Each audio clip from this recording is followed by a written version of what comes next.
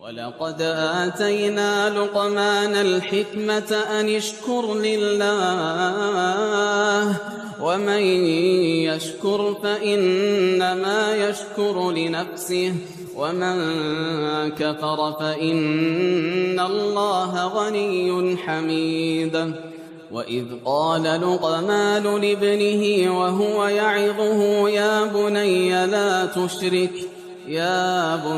لا تشرك بالله إن الشرك لظلم عظيم.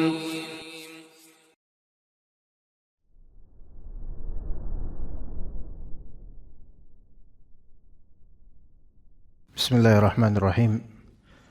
Assalamualaikum warahmatullahi wabarakatuh. Innal hamdalillah nahmaduhu wa nasta'inuhu wa nastaghfiruh wa na'udzu billahi min shururi anfusina wa sayyiati a'malina. May yahdihillahu fala mudilla lahu wa may yudlil fala hadiya lahu. Asyhadu an la ilaha illallah wahdahu la syarika lah wa asyhadu anna Muhammadan abduhu wa rasuluhu la nabiyya ba'dah. Allahumma inna nas'aluka ilman nafi'a wa rizqan thayyiba wa amalan mutaqabbala. Amma ba'd. Alhamdulillah kita berjumpa kembali di kajian kali ini, kajian kitab Tazkiyatun Nufus, Tazkiyatun Nafs, rangkaian risalah-risalah dari Syekhul Islam Ibn Taimiyah rahimahullah di pembahasan taqwa di halaman 53 insyaallah taala. Kita akan mulai mempelajari ayat-ayat dalam Al-Qur'an tentang ketakwaan. Sebelumnya, takwa itu apa? Takwa yang artinya menghindari diri, atau kadang kita juga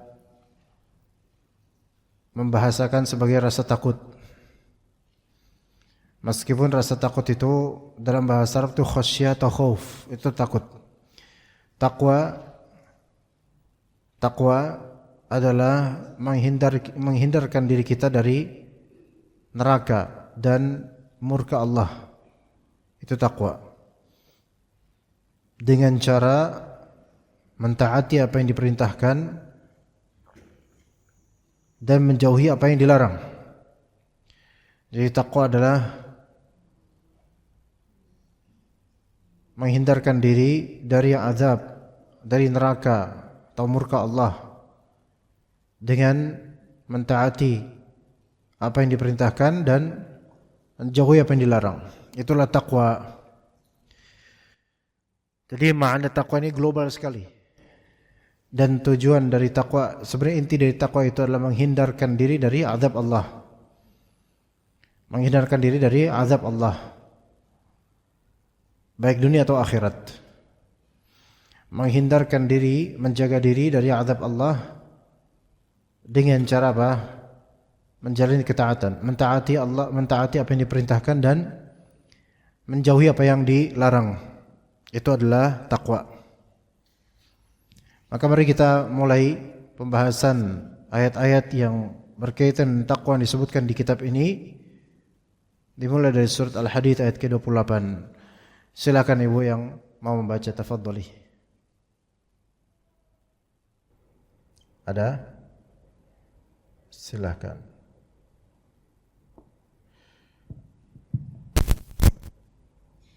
Takwa dalam Al-Quran. Berikut ini ayat-ayat dalam Al-Quran yang menerangkan tentang takwa. Allah Ta'ala berfirman, Ya ayyuhalladzina amanu taqullaha wa aminu birusulihi yu'tikum kiflaini min rahmatihi wa yaj'al lakum nuran tamshuna bihi wa yaghfir lakum. Wahai orang-orang yang beriman, bertakwalah kepada Allah dan berimanlah kepada Rasulnya Muhammad. Niscaya Allah akan memberikan rahmatnya kepada dua bagian dan menjadikan cahaya untukmu yang dengan cahaya itu kamu dapat berjalan serta Dia mengampuni kamu. Quran surat Al-Hadid ayat 28. Baik, ayat pertama yang disebutkan di sini adalah surat Al-Hadid ayat ke-28 menjelang akhir ayat.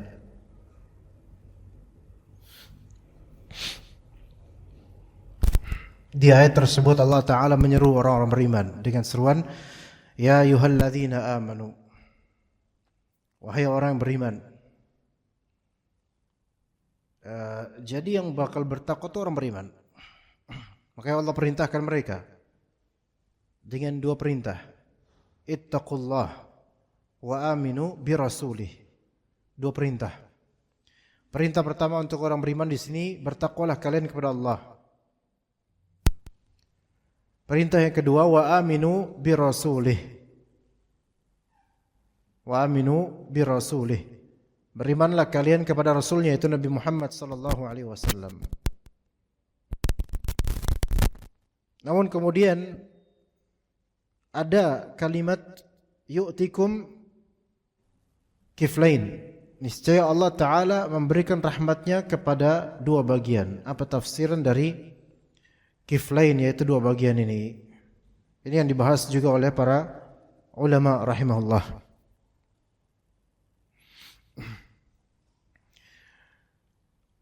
Dari dua amalan tersebut, bertakwa kepada Allah Subhanahu wa Ta'ala dan juga beriman kepada Rasulnya, ini merupakan konsekuensi dari syahadat asyhadu an la ilaha illallah ittaqullah, dan konsekuensi dari syahadat wa asyhadu anna Muhammadar Rasulullah wa aminu bi rasulih. Ini ada dua hal di sini, dua perintah, maka ganjarannya juga dua. Ganjarannya juga dua. Maka Allah Ta'ala akan memberikan rahmatnya kepada kiflain, kepada dua bagian. Maka kita jelaskan terlebih dahulu para umat sekalian rahimakumullah, bahwasannya kata para ulama, at-taqwa hiya min asbabi husulil ilm. Ketakwaan merupakan di antara sebab terhasilkan ilmu. Di antara sebab ilmu itu terhasilkan ketakwaan. Ya. Betapa banyaknya orang yang mengklaim ilmu, mengklaim hafalan, dan mereka berusaha untuk memahami ilmu. Maka kita katakan,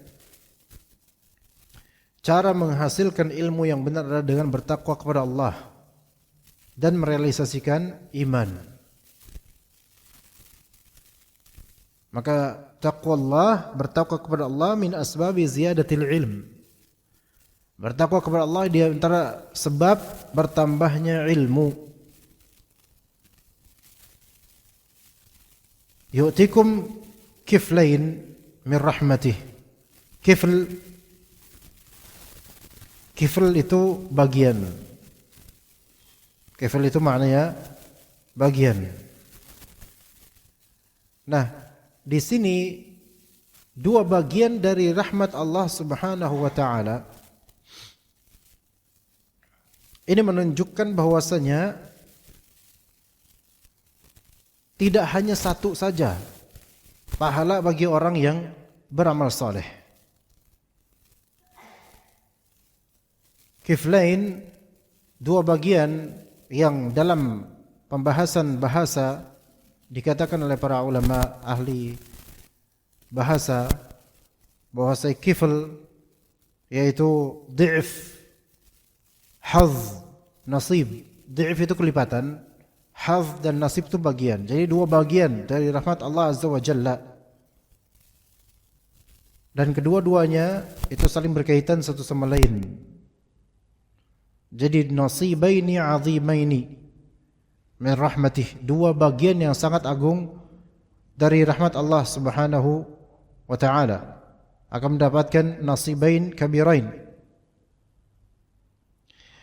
Kata Ibnu Al-Jauzi rahimahullah dalam tafsir beliau, yaitu tafsir Ibnu Al-Jauzi atau disebut juga Zad Al-Masir, bahwasanya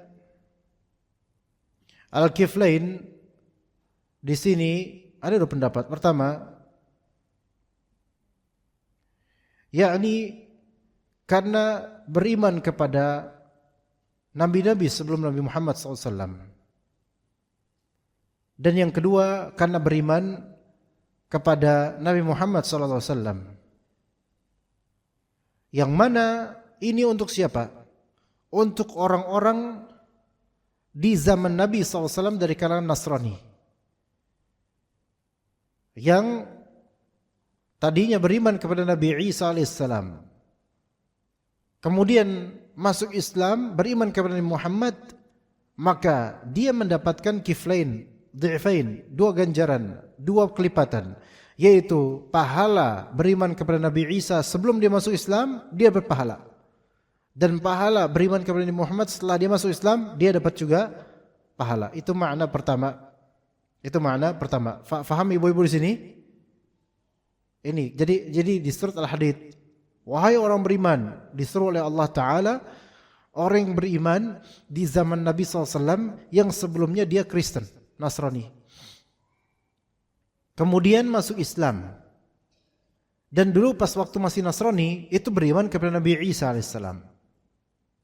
Pas masuk Islam, beriman kepada Rasulullah SAW, Muhammad SAW, maka dapat 2 ganjaran, kiflain.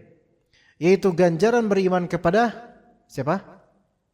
Nabi Isa sebelumnya, karena agamanya dulu agama Nabi Isa. Dan beriman kepada Nabi Muhammad. Ini makna pertama dari tafsiran ayat yu'tikum kiflain min rahmatih.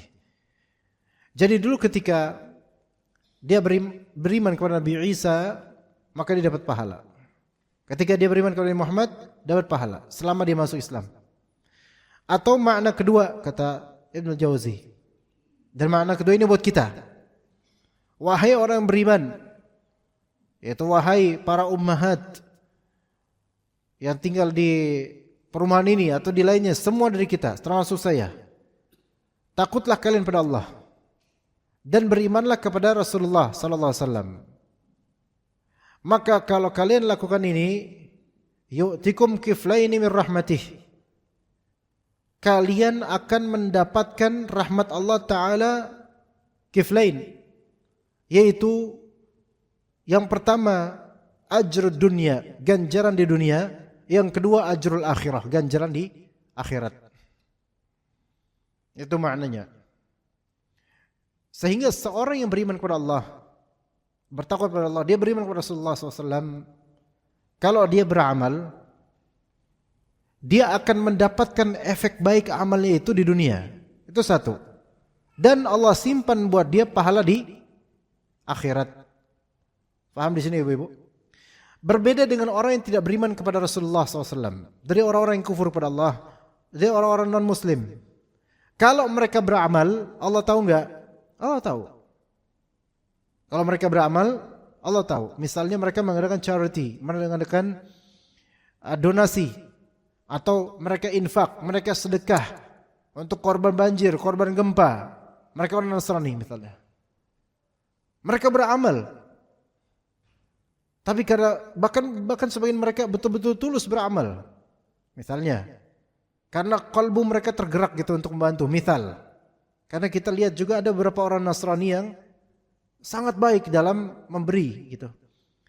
Sehingga kita bilang, duh sayang banget ini tinggal masuk Islam aja gitu. Nanggung gitu kan. Tapi mereka baik misalnya. Maka apakah Allah tidak tahu? Allah Maha tahu. Mereka dapat ganjaran enggak? Dapat ganjaran, namun hanya di dunia. Jadi yang Allah beri untuk mereka kifl satu saja, yaitu dunia saja. Sedangkan di akhirat amal mereka seperti haba'an mansura, debu yang berterbangan, tidak ada nilainya sama sekali. Ini beda dengan ya ayyuhalladzina amanu, wahai orang beriman. Aminu billah, ittaqullah, bertakwalah kalian kepada Allah, wa aminu birasuli, berimanlah kalian kepada Rasulullah, maka Allah Ta'ala akan berikan kepada kalian 2. Dunia dapat, akhirat dapat. Dunia dapat, akhirat dapat. Ini makna dari apa? Yu'tikum kiflaini min rahmatih. Jadi di dunia disayang, di akhirat lebih-lebih. Sampai sini ibu-ibu faham bu ya? Taib. Kemudian wa yaj'al lakum nura tamshuna bih. Ganjaran faedah kedua dari bertakwa pada Allah dan beriman kepada Rasulullah SAW, yaj'al lakum nura tamshuna bih. Allah Subhanahu wa taala akan menjadikan cahaya untuk kalian yang dengan cahaya itu kalian dapat berjalan. Yaj'al lakum nura, Allah berikan untuk kalian cahaya, nur. Tamshuna bih, yang kalian akan berjalan dengan cahaya tersebut. Para ulama ahli tafsir mereka berusaha menafsirkan ayat ini, apa maksud dari nur? Cahaya yang akan didapatkan oleh orang beriman kalau mereka takut pada Allah dan mengikuti Nabi SAW. Kata Al-Wahidi dan tafsir Al-Wasit, wa yaj'al lakum nuran tamshuna bih. Nur di sini maknanya sirat, kata beliau rahimahullah. Sirat, kata beliau rahimahullah. Tapi ulama lain di antara Ibnu Abbas mengatakan bahwasanya makna dari nur, yakni makna dari ayat ini, wa yaj'al lakum sabilan wadihan fid dini tahtaduna bih. Dan Allah Ta'ala akan menjadikan untuk kalian jalan yang terang, yang jelas dalam beragama sehingga kalian bisa berjalan di atas itu. Dan ini makna ini dua-duanya sahih semuanya. Jalan yang benar. Jalan yang benar. Dan ini perlu diperhatikan ibu-ibu sekalian rahimakumullah. Ini ayat Allah Ta'ala, kita mungkin membahasnya agak panjang karena ini penting sekali untuk kehidupan kita. Banyak orang kacau hidupnya karena enggak bertakwa sama Allah dan kurang beriman kepada Rasulullah, kurang ikut Rasulullah, ikut petunjuk Rasulullah kurang. Makanya kacau imannya.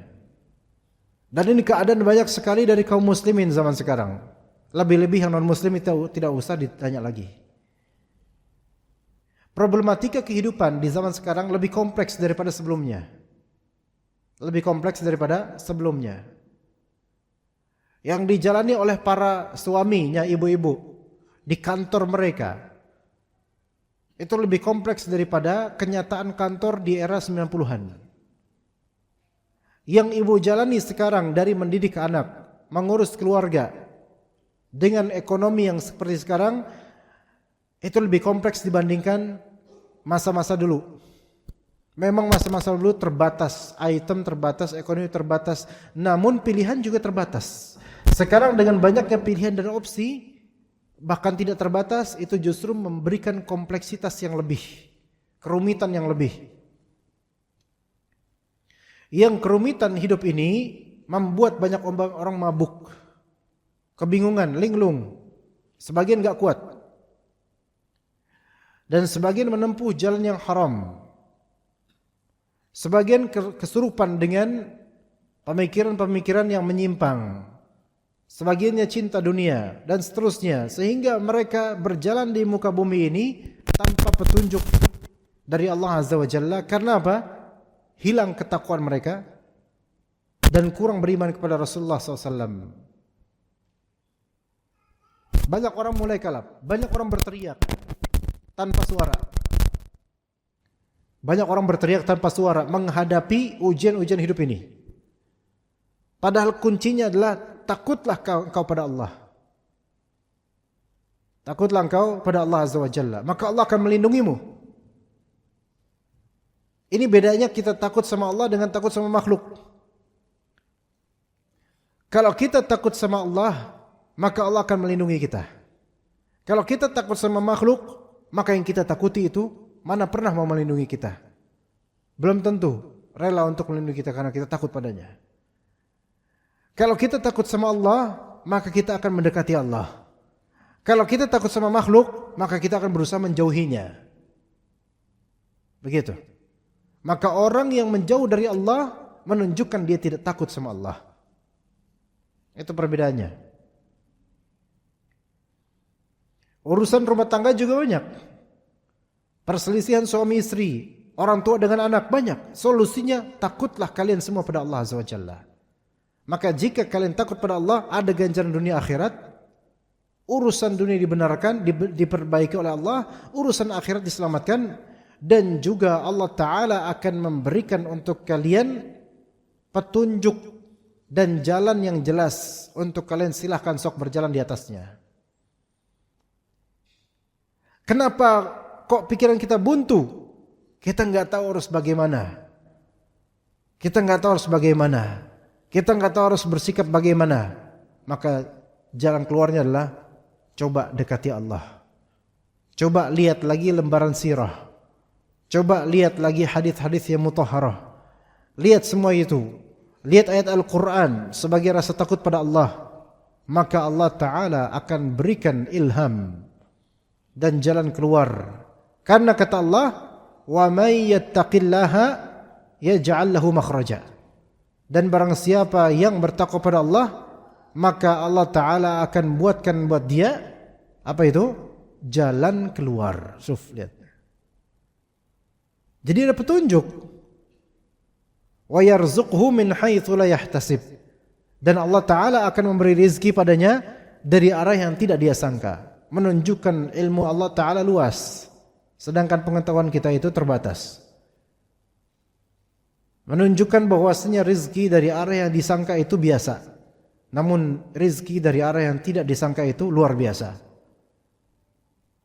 Menunjukkan Allah Ta'ala itu maha bijaksana, dan kita manusia kadang tidak tahu apa-apa. Maka dengan sebab takwa pada Allah Azza wa Jalla dan beriman kepada Rasulullah SAW, hidup itu baik.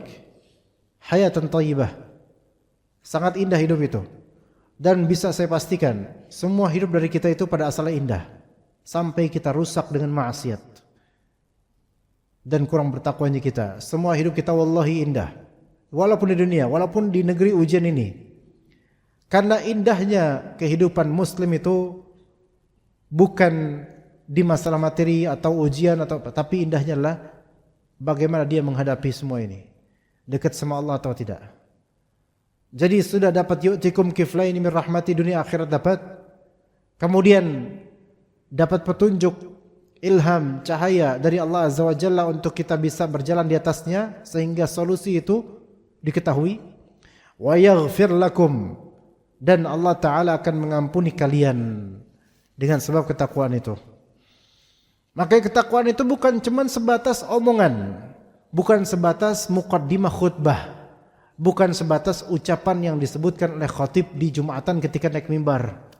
Pertama-tama dan yang paling utama, mari kita senantiasa bertakwa kepada Allah. Itu template antara masjid ke masjid semua kayak gitu rata-rata. Karena template, karena itu adalah hal yang sudah dikopi, diteruskan berulang-ulang. Tidak dari qalbu khatib, tidak dari hatinya, melainkan itu adalah sesuatu yang begitu saja keluar dari lisan karena sudah terbiasa. Bukan dirangkai oleh qalbu yang mengamalkan apa yang diucapkan. Makanya rata-rata setelah ucapan pertama-tama maka jemaah mulai banyak yang bergelimpang untuk tidur. Karena apa? Ini sesuatu yang terus-menerus berulang. Seandainya seseorang mengucapkan kalimat yang kalbunya juga mengucapkannya, maka akan didengar lebih dibandingkan orang yang mengucapkan sementara kalbunya itu tidur. Kalbu yang tidur dari khatib itu bisa membuat kalbu orang-orang juga pada tidur ikutan dengan kalbunya khatib. Karena takwa seringkali sekarang hanya lip sync. Anjuran bertakwa hanya lip sync. Pertama-tama dan yang paling utama itu banyak sekali di mana-mana. Dari desa sampai kota, dari Jawa sampai Sumatera. Mari kita senantiasa menjaga ketakwaan kita kepada Allah. Betul, dalam sebagian madhab mewajibkan adanya wasiat ketakwaan dalam khutbah Jumat. Ya. Tapi jangan hanya karena itu diwajibkan dan menjadi rukun, kemudian lewat gitu saja. Sehingga nggak ngeresep jemaah, nggak ngeresep. Tanya bapak-bapak. Seringkali anjuran bertakwanya dari khatib nggak ngeresep di hati jemaah. Sebagai hukuman dari Allah Azza wa Jalla atas orang yang mengucapkan apa yang tidak dia amalkan sendiri. Itu satu. Kalimat lantang di lisan belum tentu termaktub di hati. Begitu juga. Kenapa kok sholat kita itu banyak yang nggak berisi? Karena ngomong doang. Di lidah doang. Di suara doang. Berkata Allahu Akbar, nggak ada hatinya. Berkata Allahu Akbar, hatinya itu nggak mengucapkan itu, nggak. Hatinya nggak bertakwa dengan ucapan Allahu Akbar itu. Ya. Kadang-kadang sebagian bapak-bapak di jemaah, walaupun makmum, dia membesar Allahu Akbar, Allahu Akbar. Ruku' Allahu Akbar. Sujud Allahu Akbar. Sehingga terdengar di masjid suara seorang makmum ini gitu loh. Pas lagi sholat jamaah. Tapi itu belum tentu. Karena kalbunya juga mengallahu akbarkan. Karena Allahu Akbar ada artinya Allah Maha Besar. Maka siapapun yang mengucapkan Allahu Akbar tidak dalam kondisi hati sedang mengagungkan Allah Azza wa Jalla di kalbunya juga, maka berarti itu cuma omongan doang. Lihat kita salat kita rata-rata apa? Allahu Akbar, rukuk sujud, Allahu Akbar, Allahu Akbar. Tapi apakah ketika itu hati kita sedang betul-betul menganggap Allah itu akbar? Ternyata fikiran keduniaan kita lebih akbar bagi kita daripada Allah Azza wa Jalla. Buktinya Allahu Akbar sih Allahu Akbar di lidah, tapi fikiran dan hati itu mikirin dagangan, mikirin yang dunia. Ya, maka bertakwalah kalian kepada Allah ini bukan sebatas ucapan jemaah. Melainkan kalbu kita ketika mengucapkannya itu juga harus bertakwa. Ya, baik, kita lanjutkan ke ayat berikutnya di surat Al-A'raf. Ayat 154. Silakan Bu, tafadholi. Dan firman-Nya, wa fi nuskhatiha hudaw wa rahmatul lil ladzina hum li rabbihim yarhabun. Di dalam tulisannya terdapat petunjuk dan rahmat bagi orang-orang yang takut kepada Tuhannya. Quran surat Al-A'raf ayat 154. Ya, di sini ayat Allah Azza wa Jalla di surat Al-A'raf. Walamma sakata an Musa al-ghadabu akhadha al-alwah. Dan ketika rasa marah itu redam pada diri Nabi Musa alaihissalam, beliau pun alaihissalatu wassalam mengambil alwah. Jadi ketika Nabi Musa alaihissalam sudah mulai reda kemarahannya, maka beliau pun mengambil alwah, semacam lembaran yang tadinya dia lempar gitu loh. Wa fi nuskhatiha hidayatun wa dhalalah. Di dalam tulisan dalam alwah tersebut, dalam lembaran tersebut ada apa? Ada petunjuk dan rahmat, huda wa rahmah. Petunjuk dan rahmat lilladzina hum li rabbihim yarhabun.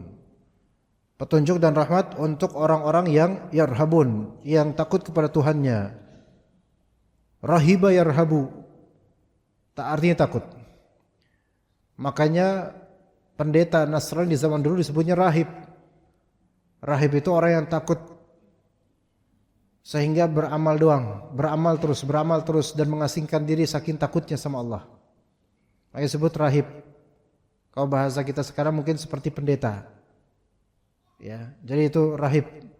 Ruhban, kerahiban. Ya, ruhban, rahib. Makanya ada istilah targhib dan tarhib. Tarhib itu menakut-nakuti, mengancam.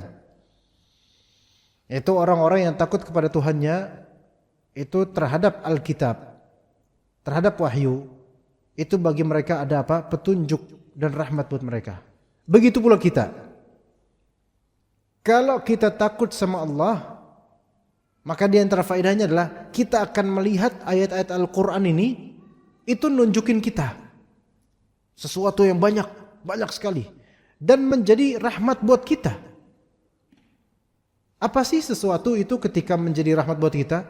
Kita akan senang berdekatan dengannya, kita akan senang berteman dengannya, kita akan senang bermulazamah dengannya, bermusahabah terus-menerus dengannya. Itu senang gitu loh. Seperti ilmu syar'i ini, umat sekalian.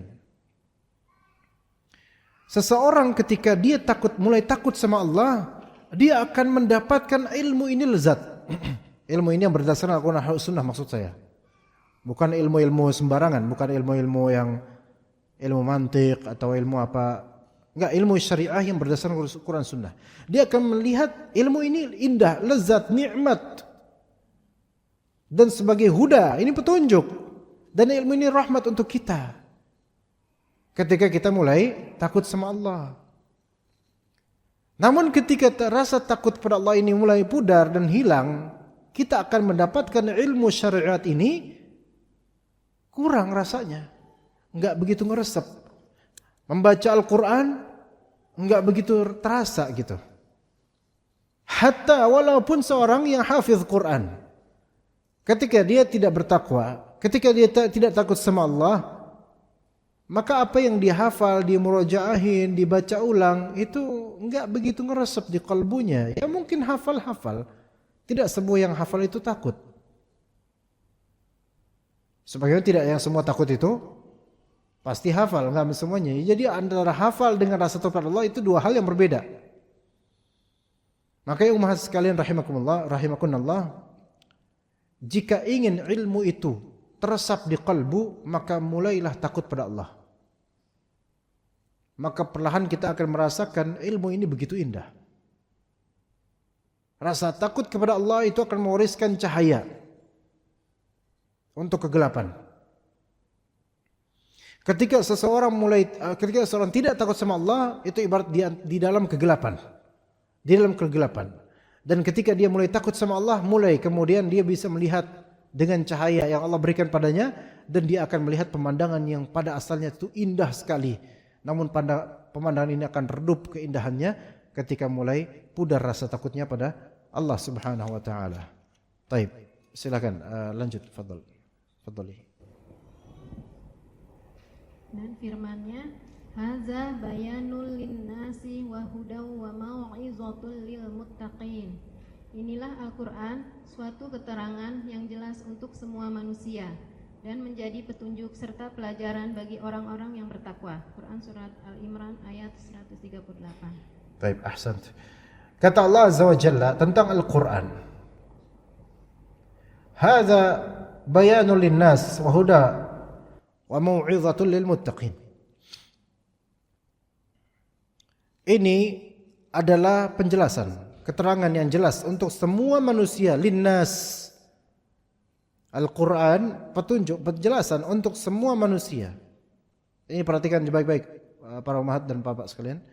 Kata Allah di surat Ali Imran 138. Allah Ta'ala berfirman di surat Ali Imran 138. Hadza Al-Quran bayanul linnas. Itu satu spot ya. Satu kalimat bayanul linnas itu dulu. Kemudian berikutnya wa huda wa mau'izatul lil muttaqin, dan menjadi petunjuk serta pelajaran bagi orang bertakwa. Di sini ada enggak ibu-ibu melihat sesuatu yang bisa dipahami secara indah di sini?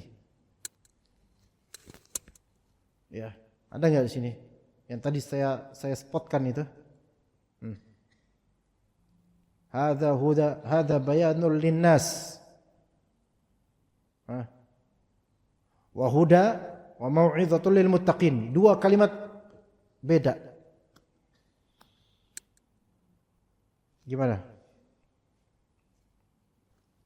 Bisa dipahami enggak di sini ada keunikan? Coba, apa yang bisa Anda pelajari dari sini? Hadza bayanul linnas, itu satu. Kemudian bedakan wa huda wa mau'izatul lil muttaqin. So, silakan. Ada yang mau jawab enggak? Apa faedahnya? Pertama apa? Hadza bayanul linnas. Ini adalah keterangan yang jelas untuk siapa? Manusia. Manusia berarti mencakup mukmin, mencakup kafir, enggak? Itu, udah. Jadi Al-Qur'an ini sebenarnya jelas buat siapa aja. Paham di sini? Al-Qur'an ini jelas, bayan, menjelaskan. Quran ini jelas buat siapa aja, hatta dia orang kafir. Makanya banyak orang non-muslim yang berusaha membaca Al-Quran, mempelajari Al-Quran, dan dia dapatkan jelas sebenarnya. Jelas, beneran jelas. Dan kalau kita balik, kita mungkin melihat ke Bible, nggak jelas. Maksudnya nggak jelas di sini, bisa aja Bible versi ini beda ayatnya dengan versi Bible yang terbitan lain. Dan Bible versi tahun ini, terjemahan tahun ini beda dengan versi terjemahan tahun 70-an atau itu beda. Ini bukan bayan. Karena banyak distorsi. Perbedaan kepentingan antar negara dan antar zaman. Al-Quran gak ada. Sama dari dulu sampai sekarang ayatnya sama. Nggak diubah-ubah. Dan adapun terjemahan itu terjemahan ayat bukan ayat. Ayatnya Al-Quran, yaitu ayatnya versi bahasa Arab. Hada bayanun ayat. Adapun inilah Al-Quran suatu keterangan jelas, ini adalah terjemahan bukan ayat, terjemahan ayat. Ini jelas untuk orang beriman, untuk orang kafir jelas. Tapi wahuda wa mau'izatul lil muttaqin. Adapun Quran sebagai petunjuk dan sebagai mau'izah, yaitu pelajaran berharga, itu hanya untuk siapa? Orang bertakwa. Ya. Dzalikal kitabu la raiba fihi hudal lil muttaqin. Petunjuk untuk orang-orang yang bertakwa. Memang ada ayat juga hudal linnas. Petunjuk untuk manusia, tapi petunjuk yang sini maknanya adalah penjelasan. Petunjuk sini maknanya penjelasan. Bayan, makna petunjuk yang hudal linnas yaitu bayanun linnas. Berarti balik ke ini, bukan huda yang sekarang. Huda yang sekarang petunjuk di sini taufik dari Allah Azza wa Jalla. Petunjuk di sini taufik dari Allah Azza wa Jalla. Hadza hudal linnas. Huda yang melazimkan seseorang tertunjuki sehingga dia jalan benar. Itu namanya huda di sini. Huda di sini petunjuk. Petunjuk itu kan gitu loh. Petunjuk itu ada makna petunjuk bayan. Hidayatul irsyad, bayan. Yaitu pengetahuan saja semata. Bedakan Pak, Bu. Huda ada hidayah. Hidayah itu ada yang bayan, petunjuk atau dia hanya penjelasan saja yang belum tentu orang itu ikut. Tapi ada huda atau hidayah, taufik, yaitu berupa kemudahan dari Allah Azza wa Jalla untuk memahami dan mengikutinya. Itu huda yang dimaksud yang kedua ini. Yang huda yang dimaksud yaitu apa? Orang untuk mendapatkan petunjuk dan dia mengikutinya. Jadi manfaat buat dia. Karena huda atau bayan, penjelasan untuk orang kafir kadang-kadang enggak bermanfaat. Nah, huda, petunjuk yang melazimkan orang ini bakal ikut, itu hanya untuk orang-orang bertakwa saja. Udah gitu huda di sini ilmu yang diberikan dalam konteks huda. Mau'izatul lil muttaqin, huda di sini yaitu pasti kedalaman ilmunya beda dengan kedalaman ilmu orang-orang kafir terhadap Al-Quran. Karena orang yang bertakwa itu pasti ada bonus tambahan kebaikan dalam pemahaman mereka terhadap Al-Quran. Gini Bu,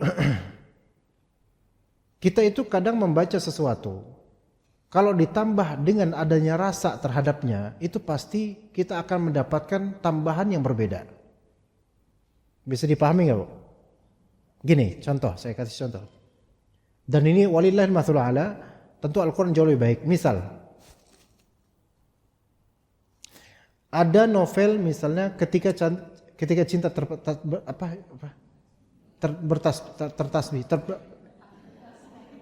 bertasbih. Ketika cinta bertasbih, ya. Nah, ini buku kan bestseller pada saya nggak pernah baca, cuman ini dulu kan booming banget itu. Ya. Tahun berapa sih lupa itu. Pokoknya buku itu novel itu. Namanya novel gitu, novel. Omong kosong. Semua novel itu omong kosong. Bohong-bohongan kan novel. Ya, maksudnya omong kosong nggak ada itu yang seperti itu. Walaupun dijadikan film, lebih nggak ada lagi yang seperti itu. Oke. Ketika itu Anda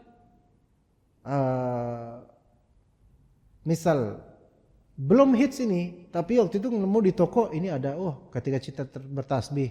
Siapa pengarangnya? Fulan. Nggak saya nggak kenal, tapi beli baca. Ya pas baca, ya udah biasa, seperti baca novel biasa. Itu one side, satu sisi.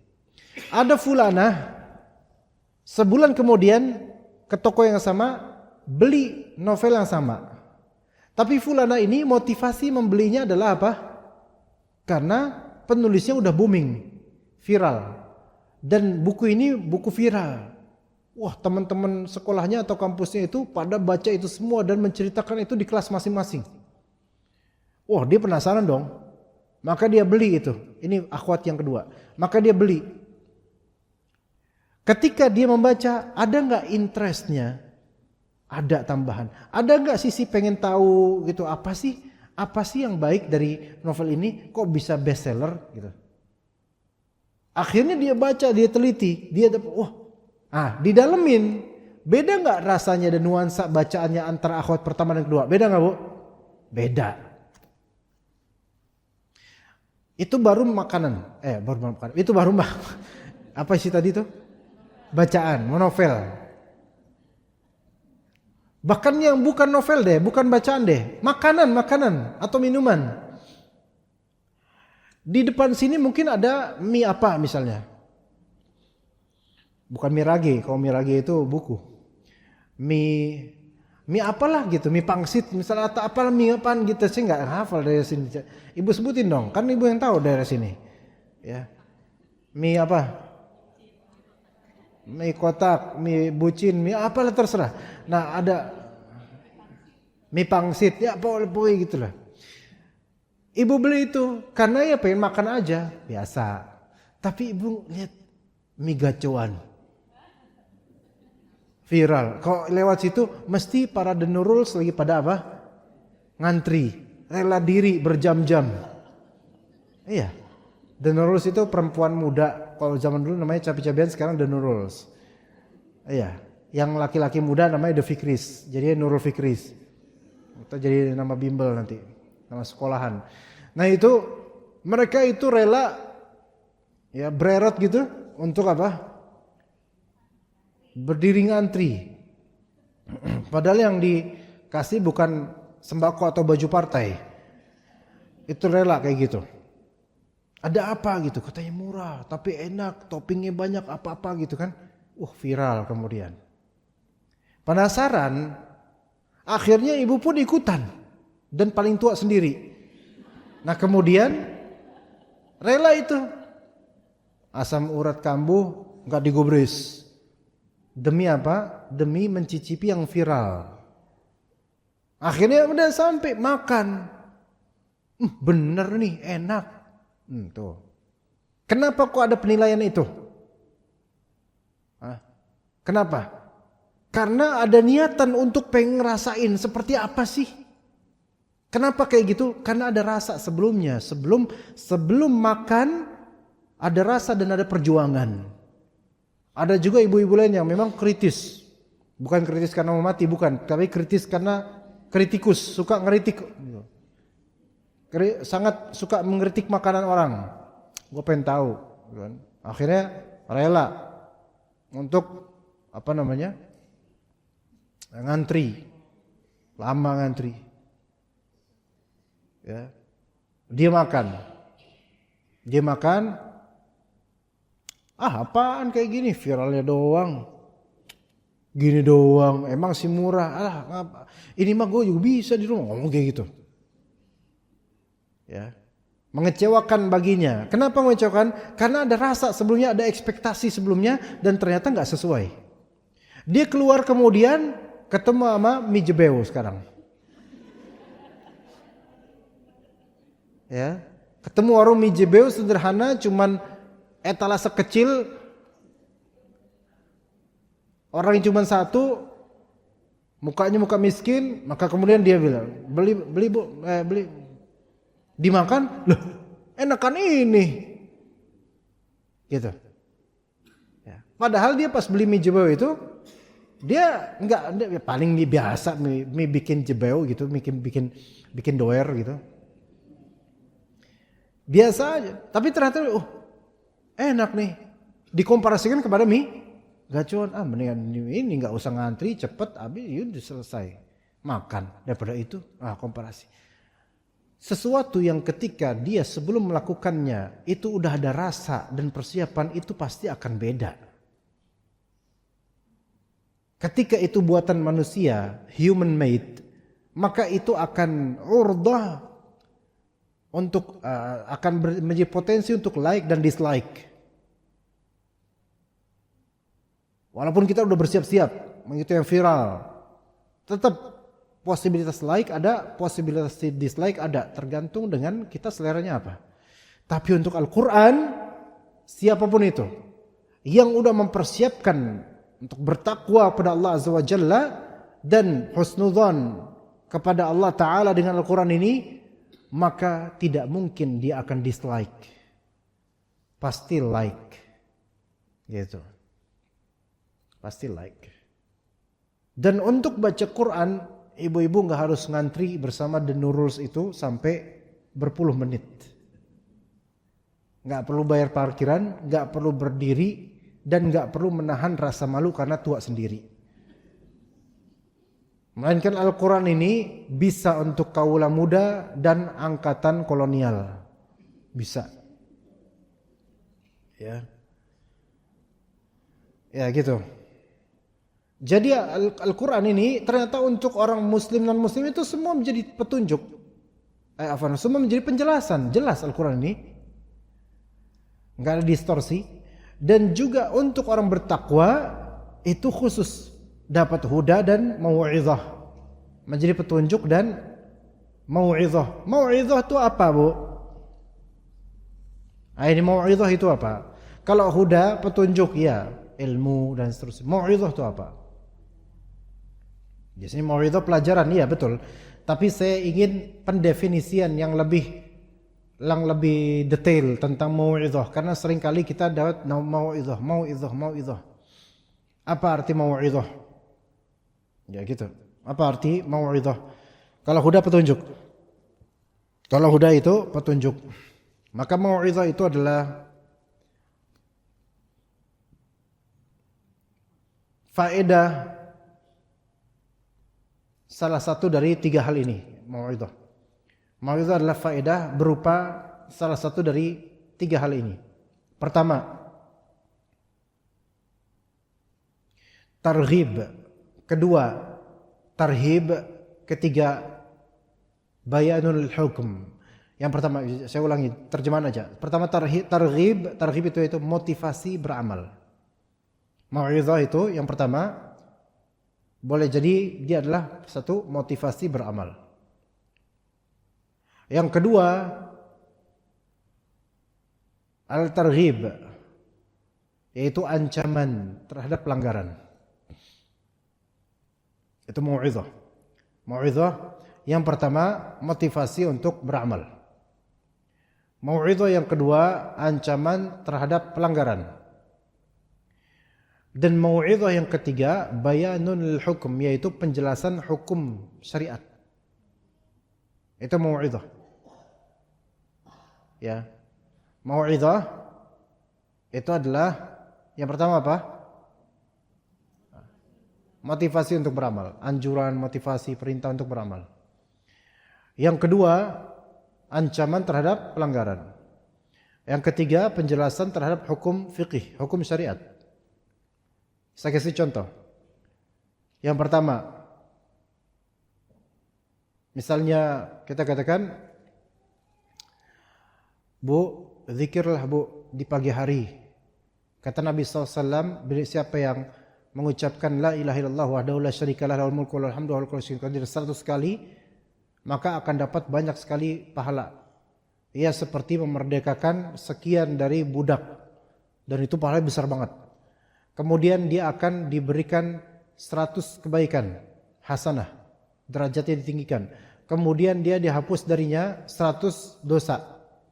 Kemudian dia juga akan dijauhkan oleh Allah Ta'ala terhadap daripada syaitan sampai dia sore hari. Nah sekarang ini mau'izah bukan ini namanya? Mau'izah, ya kan? Apakah ini masuk yang pertama, kedua atau ketiga? Pertama, kenapa? Motivasi untuk beramal. Motivasi untuk beramal. Gitu. Baik. Yang kedua, saya kasih contoh kedua. Misal, ada seorang pemuda atau dua orang pemuda di kebun Pak Mahmud. Nah, kebun ini ada pohon kelapanya berapa dan ada buah kelapa di atas. Salah satu pemuda itu naik ke atas pohon kelapa itu naik dia, dan satunya lagi memantau. Kira-kira nih siapa nih mereka berdua? Maling kelapa. Nah, gitu kan. Kemudian Pak Mahmud datang karena di kebun itu ada CCTV-nya. Lalu dia datengin. Bawa apa? Parang. Ya. Woi, ngapain lu? Gitu kan, kata Pak Mahmud. Ketakutan yang di bawah, kabur. Yang di atas terbang gitu. Enggak lah. Yang di atas betah di atas. Ketakutan kan di atas. Kata Pak Mahmud, turun enggak lo? Gue kepret lo, gitu katanya. Pertanyaannya, apakah Pak Mahmud sedang melakukan mau'izah? Enggak. Apakah ngomong gue kepret lo? Kira-kira itu mau'izah bukan? Ancaman untuk terhadap pelanggaran gitu. Tapi itu mau'izah bukan, Bu? Ayo. Atau ibu bilang ke anak, jangan berisik, ntar ibu cubit nih. Ini mau'izah bukan?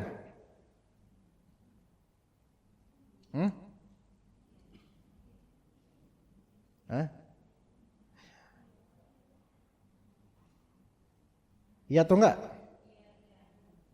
Kalau misalnya suami bilang ke istrinya, jangan bawel apa? Bawel lagi, gue ceburin nanti kamar mandi. Mau'izah bukan? Enggak. Pas kayak gini enggak, ya Bu ya? Emang dah. Semua yang disebut contoh 3 tadi itu, semua enggak ada yang mau'izah. Kenapa begitu? Karena tidak ada dalilnya.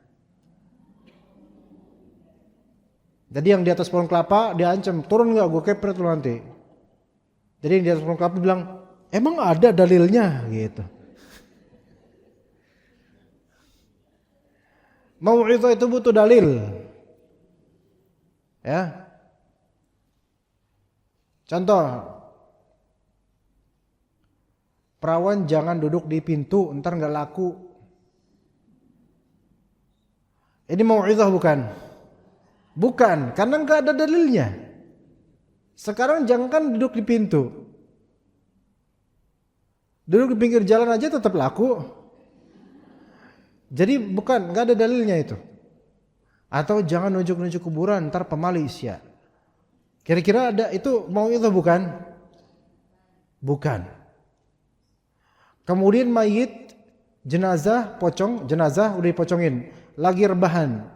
Ya lagi rebahan mau ngapain lagi? Ya kan?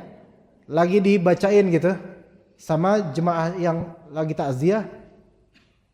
Ada kucing hitam mau lewat, mau ngelangkahin mayit itu. Dilarang sama orang, jangan cing. Karena biasanya kalau khurafat zaman dulu. Kalau misalnya jenazah berbaring kemudian kucing ngelangkahin, itu nanti bakal gentayangan malamnya. Itu ibu-ibu yang sekarang sudah berusia sekian itu kayaknya tahu deh ada khurafat itu dulu. Masih ingat gak Bu? Atau lupa? Ada gak Bu? Pernah tahu gak Bu? Tahu. Saya nyeritain ini bukan karena saya udah setua ibu, bukan. Tetapi saya hanya mengingatkan saja. Apakah ketika bilang kamu kucing, jangan lewat cing, nanti bakal gentayangan nih mayit. Ini mau'izah bukan? Bukan, karena nggak ada dalilnya. Ya, begitu. Kalau misalnya anak kita nyanyi-nyanyi di kamar mandi pas lagi mandi, terus kita bilang, jangan nyanyi-nyanyi di kamar mandi. Ntar bakal ada yang ngebales loh dari WC misalnya. Mau'izah bukan? Bukan. Semua yang tidak ada dalilnya itu bukan mau'izah. Walaupun itu larangan yang mungkin untuk akhlak, tapi kalau nggak ada dalilnya, karena ini kan diketemukan dengan suatu ganjaran yang aneh-aneh gitu loh. Jangan pakai baju hijau di pantai selatan, antar Cikidul marah. Ini kan nggak ada dalilnya. Apa urusan Cikidul coba? Udah Cikidul main aja sana di laut, nggak usah nyamber ke pantai. Ya saya pakai baju hijau urusan saya. Situ pakai kemben juga urusan dia, ya kan? Ini nggak ada dalilnya, ya. Jangan lewat tempat itu, angker, nanti diganggu sama si wewe misalnya. Nggak ada dalilnya seperti ini. Tapi kalau misalnya dibilang jangan mencuri, nanti Allah marah. Kira-kira ini benar nggak? Ini baru benar, gitu. Jangan main-main kalau sholat, nanti nggak sah sholatnya, ntar Allah marah. Boleh? Mau itu? Bilang ke anak, nah jangan bohong. Allah paling nggak suka orang yang bohong. Ini mau itu bukan? Mau itu nomor berapa? 1, 2 atau 3? 2. Gitu. Tapi kalau misalnya bilang ke anak, nah cepet, ayo berangkat sekolah nanti terlambat. Ini mau itu bukan? Ini bukan mau'izah karena apa? Karena tidak ada kaitannya dengan agama. Gitu. Ya. Yang ketiga apa? Yang ketiga dari mau'izah, penjelasan hukum syariat yang berdalil. Walaupun enggak hafal dalilnya, tapi ini benar hukumnya. Misal, apa hukum nyemir rambut dengan warna hitam? Halal atau haram? Haram. Maka menjelaskan ini kepada kaum muslimin ini merupakan bentuk mau'izah, nasihat. Begitu. Apa hukumnya ngerok alis kemudian digambar lagi ulang pakai pensil? Boleh atau enggak? Enggak boleh. Misal khatib ngibar kemudian ngelarang hal tersebut, maka ini mau'izah. Menjelaskan hukum syar'i. Ya, baik itu wajib, sunnah, mubah, makruh atau haram. Ya, seperti itu ibu-ibu sekalian. Mungkin itu yang bisa kita sampaikan dari faedah ayat-ayat yang tadi, terutama yang terakhir tadi. Bersyukurlah bahwasanya kalau kita bertakwa, maka ilmu itu akan lebih mudah terserap, beneran. Dan kita akan lebih mudah untuk mengambil ibrah dari Al-Quran. Makanya ibu-ibu punya buku tafsir. Baca itu kena di hati. Orang kalau lagi musibah, biasanya dia dekat sama Allah, itu baca Al-Quran itu lebih ngeresep dibandingkan orang lagi dapat warisan gede, kemudian habis itu dia foya-foya, itu lagi susah-susahnya dekat sama Allah. Ya, begitu. Wallahu alam. Jika ibu-ibu ada pertanyaan silahkan. Jika tidak ada, maka persilahkan saya untuk selesai. Silakan ibu.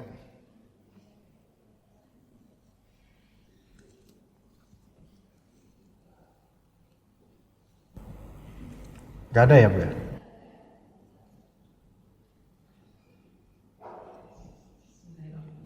Ya Bu. Wabarakatuh. Waalaikumsalam warahmatullahi wabarakatuh.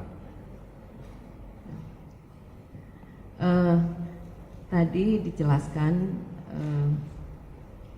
yang tentang kiflah ini bahwa amal-amal orang kafir itu tidak bermanfaat, terutama di akhirat. Mungkin pembalasannya hanya di dunia.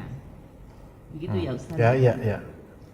Ini terkait dengan itu, saya kalau tadarus itu sering bertanya-tanya pada ayat Al-Baqarah, ayat kalau tidak salah ayat 62. Saya bacakan ya. A'udzubillahi minasyaitonirrajim. Kalau nggak salah nih ya. Innalladzina amanu walladzina hadu wan-nasara was-sabiina dan wa man amana billahi wal yaumil akhir wa amila sholihan falahum ajruhum 'inda rabbihim wala khaufun 'alaihim wala hum yahzanun. Di situ di terjemahannya itu dinyatakan bahwa orang yang beriman, orang Yahudi, orang Nasoro, orang Sobiin, itu semua kalau beriman dan beramal soleh itu tidak ada takut, tidak ada ketakutan dan mendapat pahala. Nah ini penjelasannya bagaimana? Terima kasih. Kata Allah Azza wa Jalla di surat Al-Baqarah, innal ladzina amanu wal ladzina hadu wan nasara was sabiina man amana billahi wal yawmil akhir wa amila shalihan falahum ajruhum 'inda rabbihim wa la khaufun 'alaihim wa la hum yahzanun. Coba dirangkai. Mungkin kalau terjemahannya saya enggak baca terjemahannya karena insyaallah untuk ayat sudah cukup jelas insyaallah. Innal ladzina amanu, sesungguhnya orang yang beriman. Walladzina hadu, dan orang-orang yang di kalangan Yahudi. Wan nasara, orang Nasara. Was-sabiin. Sabiin di sini ulama beda pendapat. Beragam pendapat, tapi bukan itu kan case-nya sekarang karena sabiin sekarang enggak ada. Baik, ada orang beriman. Orang beriman di sini adalah orang yang dia ada di zaman Nabi SAW sampai sekarang beriman kepada Nabi Muhammad SAW. Ini udah jelas kok ini. Kemudian walladzina hadu, orang-orang yang Yahudi. Orang-orang yang hadu yaitu hadu orang yang bertaubat, orang Yahudi. Yahudi yaitu kalangan Bani Israel ketika itu. Wan nasara, orang-orang Nasara, wasabiin. Kemudian klausul ditambah oleh Allah, man amana billahi wal yaumil akhir wa amila shalihan. Yaitu dari mereka semua orang beriman di zaman Nabi Muhammad, orang Yahudi di zaman Nabi Musa alaihissalam dan seterusnya, orang Nasara di zaman Nabi Isa dan seterusnya, yang mereka beriman dan beriman kepada Allah dan hari akhir dan beramal saleh baru dapat ganjaran ini. Falahum ajruhum 'inda rabbihim, mereka dapat ganjaran mereka di sisi Allah yaitu di akhirat di surga nanti. Wala khaufun 'alaihim, tiada rasa takut pada diri mereka ketika telah mati. Yaitu tidak rasa takut ketika mati, yaitu tidak rasa tentang masa depan. Karena akhiratnya udah dipastikan insyaallah masuk surga. Walahum yahzanun, dan tidak sedih akan apa yang luput dari keduniaan mereka sebelum mereka mati. Maksudnya adalah orang beriman itu jelas, yaitu beriman di zaman Nabi SAW itu jelas. Kalau mereka beriman dan beramal saleh, maka mereka dapat surga. Ganjarannya full. Kalau mereka Yahudi, dan ini maksudnya Yahudi Nasara kata para ulama qabla wuqu'in naskhi, yaitu sebelum terjadinya penghapusan syariat. Sebelum terjadinya penghapusan syariat. Jadi memang agama asli Yahudi ya, atau agama asli Nasrani, tapi belum dihapuskan syariat ini dengan syariat Nabi Muhammad SAW. Sehingga mereka masih ada di agama masing-masing karena belum dapat kabar tentang Nabi Muhammad SAW. Itu maksudnya. Baik itu di zaman Nabi Musa, atau di zaman Nabi Isa, atau bahkan di zaman Nabi Muhammad belum diutus.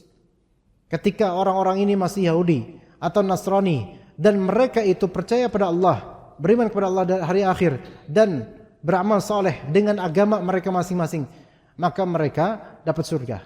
Dan mereka mati di atas agama mereka yang mereka ikuti, yaitu yang belum ditahrif, belum diselewengkan. Maka itu mereka mendapatkan ganjaran di sisi Allah Azza wa Jalla. Artinya mereka mukminun, mereka beriman. Hanya saja mereka beriman pada agama yang belum terjadi waktunya dihapus oleh syariat Nabi Muhammad SAW. Sampai sini dulu Ibu paham? Sampai sini Bu? Paham Bu? Jadi bukan itu tidak terwujud pada sekarang. Yahudi, Nasara yang sekarang, orang Jewish atau Kristen, itu yang mereka sekarang memeluk agama Yahudi Nasara, ayat ini bukan berlaku pada mereka. Kecuali kalau mereka masuk dalam kriteria berikutnya, man amana billahi wal yaumil akhir wa amila shalihan, yaitu mereka masuk Islam, yaitu beriman kepada Allah dan hari akhir dan beramal saleh, baru mereka disebut muslim. Yang dulunya Yahudi atau dulunya Nasrani, itu bisa seperti itu. Itu maknanya seperti itu. Karena klausul yang Allah berikan di sini, klausul tambahan, man amana billahi wal yaumil akhir wa amila shalihan. Begitu Ibu, ya. Begitu Ibu. Jadi bukan berarti ini ayat ini dipakai oleh kalangan liberalis dan pluralis agama untuk menyamakan semua agama. Tuh buktinya di Al-Baqarah 62. Ada kok Allah bilang orang beriman, Yahudi ke, Nasrani ke, Sabiin ke. Tuh masuk surga apa dapat ganjaran di sisi Allah, kok sama aja sama orang beriman. Antum jangan hilangkan kalimat Allah, man amana billahi wal yaumil akhir wa amila salihah. Beriman kepada Allah dan hari akhir. Sekarang tanya orang Yahudi, kalian beriman kepada Allah apa enggak? Mereka jawab, enggak lah, kami nyembah Yahweh. Tanya orang Nasrani, kalian beriman kepada Allah enggak? Enggak, kami nyembah Yesus, kata mereka. Nauzubillah min dzalik. Walaupun kemarin pas ada yang dapat dicium oleh tangannya oleh siapa? Orang fulan itu yang kemarin datang itu, habis dicium kan histeris, teriaknya apa? Apa teriaknya? Ya Allah teriaknya. Habis dicium tangannya oleh paus. Enggak tahu ibu-ibu, enggak tahu. Hah? Enggak tahu. Ini saya kasih tahu kalau enggak tahu. Habis dicium kan bangga tuh. Sama walinya itu. Wali agamanya itu. Ya, paus itu. Kemudian teriak apa? Ya Allah teriaknya. Iya, kadang orang Nasrani itu fitrahnya keluar, kadang-kadang lagi kegembira, ya Allah ya. Walaupun kadang mereka membaca ya Allah. Ya Allah. Gitu. Ya. Tapi apakah kita katakan itu beriman? Belum, itu kan kadang-kadang spontan loh. Orang kita kadang sama orang Nasrani kita nggak tahu di Nasrani. Assalamualaikum, dia jawab waalaikumsalam. Iya. Giliran kepentok, palanya kepentok sama tiang tok gitu. Astagfirullah. Karena keikut dengan orang Islam. Tapi itu enggak serta Muslim. Di Kampung Sawah banyak itu. Banyak di Kampung Sawah. Saya kan juga tinggal dekat sini. Daerah Jatisari situ kan banyak orang Nasrani dari beragam suku. Betawi bahkan banyak. Istrinya Muslimah, suaminya Betawi, Nasrani. Ada itu. Itu kadang kalau ngomong sama kayak kita. Bahkan peci bahkan songkok. Oke. Astagfirullah gitu. Tapi ke gereja iya. Misaan iya. Itu. Ya. Jadi kalau yang seperti itu apakah mereka beriman? Enggak. Nah, seandainya orang Nasrani atau Yahudi ini kemudian amana billahi wal yaumil akhir, beriman kepada Allah dan hari akhir, dan beramal saleh, baru kemudian mereka apa? Akan dapat seperti orang beriman, seperti kaum muslimin, sama. Maknanya seperti itu, Bu ya. Ya, jadi jangan dipahami bahwasanya orang Nasrani dan Yahudi sekarang selaras dengan ayat ini, enggak, sampai mereka beriman. Begitu, Bu. Wallahu a'lam.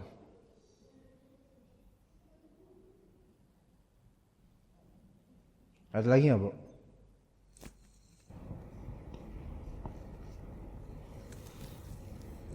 Sudah? Ya? Udah, Bu ya?